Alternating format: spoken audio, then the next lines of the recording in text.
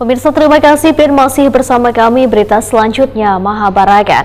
Peserta workshop air limbah Perpamsi tahun 2023 dan diselenggarakan Perpamsi Kalimantan Selatan selawas 2 hari mulai 21 hingga 22 Agustus 2023 di Hotel Ratan Inn Jalan Ayani Pal 5,5 Banjarmasin mengunjungi instalasi pengolahan banyu limbah Perumdapal Domestik Banjarmasin Baisukan Selasa 22 Agustus 2023.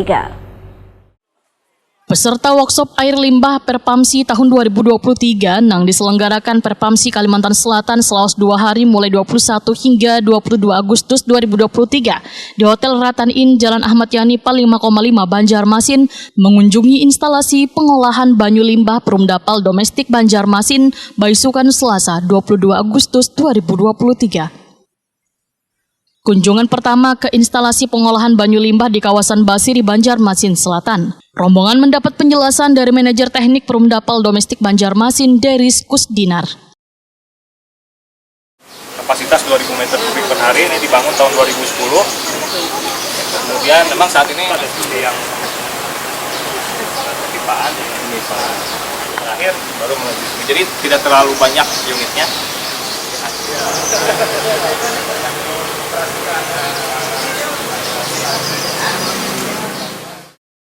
Selain itu, rombongan mendapatkan penjelasan pula oleh Dewan Pengawas Asosiasi Operator Air Limbah Permukiman Indonesia atau Forkalim, Subekti.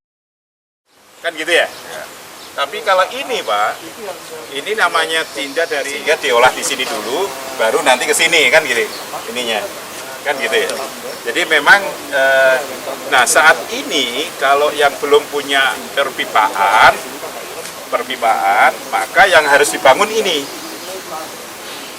Jadi kalau perpipaan biasanya ini tidak hanya RBC. Jadi Pak Dede itu punya MBBR, Moving Bed Biofilm Reactor.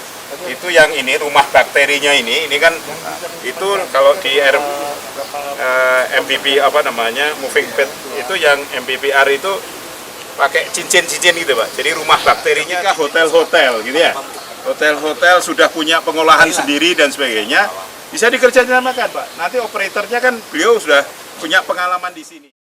Rombongan diajak pula untuk melihat langsung proses pengolahan banyu limbah hingga menjadi barasin yang siap untuk dilepas ke sungai.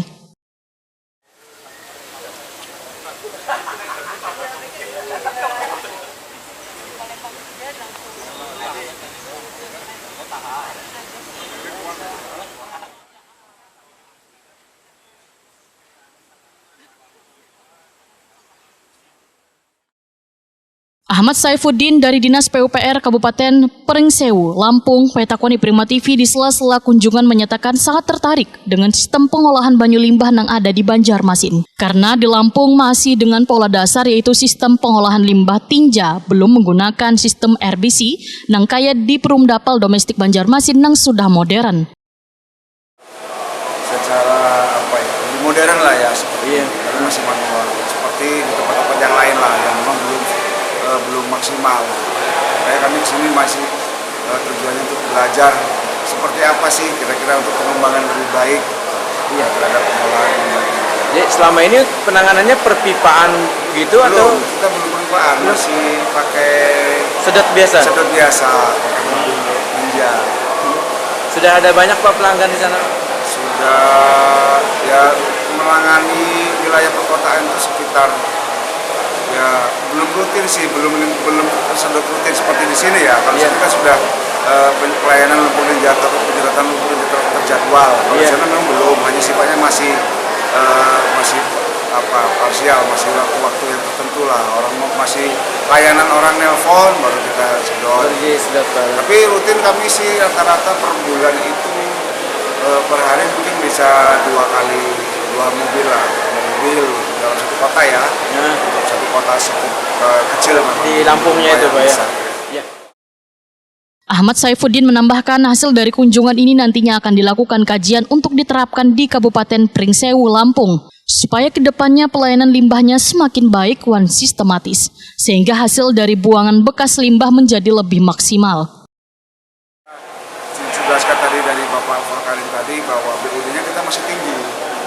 Kalau ini dengan sistem pengolahan seperti ini kita BOD sudah benar-benar bebas, dilepas sekarang sudah tidak membawa penyakit apapun, membawa virus-virus apapun.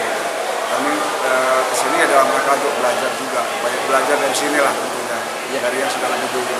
Pak, kalau membangun seperti kan memerlukan dana yang cukup besar gitu Pak. Nah, yang diharapkan dengan kementerian dan seperti apa Pak? Ya, kami berharap ya support dari kementerian yang sebesar-besarnya, karena memang anggaran daerah kan selama ini memang ya dianggap belum mampu lah untuk membangun instalasi sebesar ini. Artinya butuh gelontoran biaya besar.